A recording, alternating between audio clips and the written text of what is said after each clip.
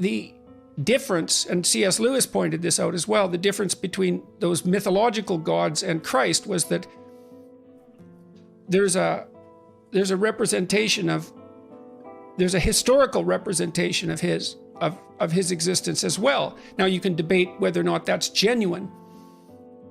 You can debate about whether or not he actually lived and whether there's credible objective evidence for that, but it doesn't matter in some sense because this, well, it does, but there's a sense in which it doesn't matter because there's still a historical story. And so what you have in the figure of Christ is an actual person who actually lived plus a myth. And in some sense, Christ is the union of those two things.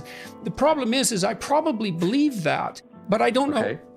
I'm amazed at my own belief and I don't understand it. Like, because I've seen sometimes the objective world and the narrative world touch. You know, that's Jungian synchronicity.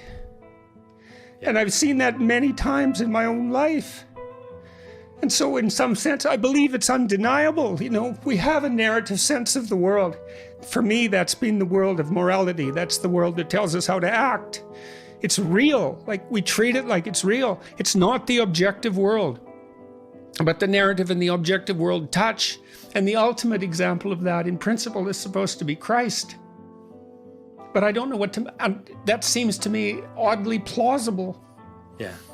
But I still don't know what to make of it. It's too...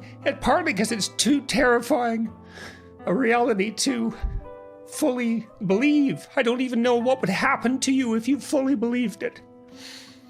If you believed in the story of Christ, or if you believed that history and let's say the narrative meet, let's both, say. I think you, because when you believe that, you buy both those stories. You believe that the narrative and the objective can actually touch. I mean, people have asked me whether or not I believe in God, and I've answered in various ways.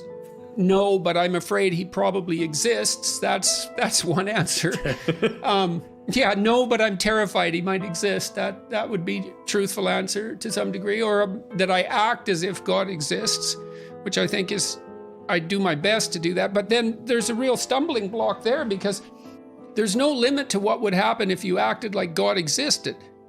Yeah. You know what I mean? Because I believe that acting that out fully, I mean, maybe it's not reasonable to say to believers, you aren't sufficiently transformed for me to believe that you believe in God, or that you believe the story that you're telling me. You're not a sufficient, the way you live isn't sufficient testament to the truth. And people would certainly say that, let's say, about the Catholic Church, or at least the way that it's been portrayed, is that with all the sexual corruption, for example, it's like, really, you believe that the Son of God, that Jesus Christ was the Son of God, and yet you act that way, and I'm supposed to buy your belief. And it seems to me that the church is actually quite guilty on that account, because the attempts to clean up the mess have been rather half-hearted in my estimation. Yeah. And so I don't think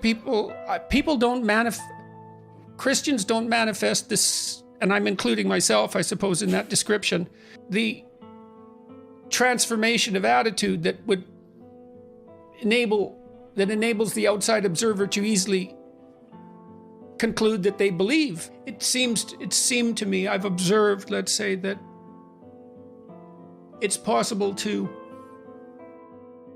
it isn't obvious to me that anyone wants to live a meaningless existence.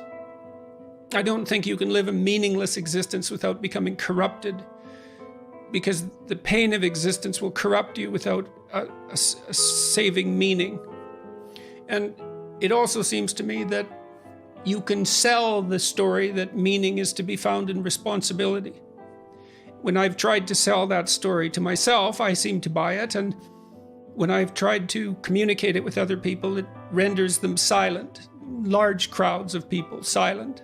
And that's strange, because I'm not sure why that is. It's perhaps because the connection between responsibility and meaning had never been made in that explicitly somehow. Because meaning gets contaminated with happiness or something like that, but it's to be found in responsibility. And then you could say, well, there isn't any responsibility that's more compelling than trying to aid things in the manifestation of their divine form. That should be an adventure that could be sold. And I don't know why the church can't do it. I don't understand that. And because it seems to me that that's something that I've done, at least in part. And that accounts for the strange popularity of the biblical lectures in particular. Yeah. But I've also, and I do believe that. I do believe that the right striving is to attempt with all your heart to encourage things to develop along that, towards that divine goal. Like, what else would you possibly do? Once you think that through, it's like you're always aiming at something that's better, or you wouldn't be aiming. You're always moving towards something that's better, or you wouldn't be moving. So then why wouldn't you move towards the greatest good? Yeah. Well, it's because it's terrifying, I suppose, in part. But then I've tried to put that into practice in my life, and it's tearing me into pieces. Yeah. And Jung pointed this out. It only means something. To say it's a figment of imagination and have that brush it aside means that you think that imagination is nothing. And Jung pointed out constantly that you should not attribute nothing to the psyche.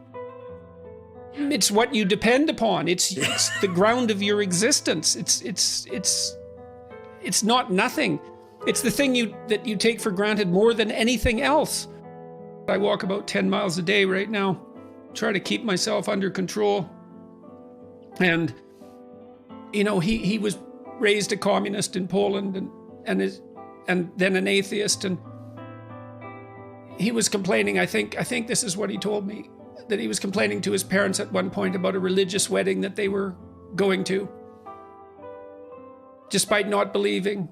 And he said as he got older, he realized he had nothing to replace that with. It's like, okay, throw it out. Fine. Okay, now where are you? Well, you're just as bad off as you were before, but you also don't have that beautiful thing. Yeah. It's like, what would happen if we dispensed with Christmas? I think it's lack of... I'm tormented by the possibility that it's lack of courage that stops people from bringing into being that union with God. Cynicism that was sort of in the air, I suppose, when the Christianity of my youth started to decompose, when people started to not attend church in droves.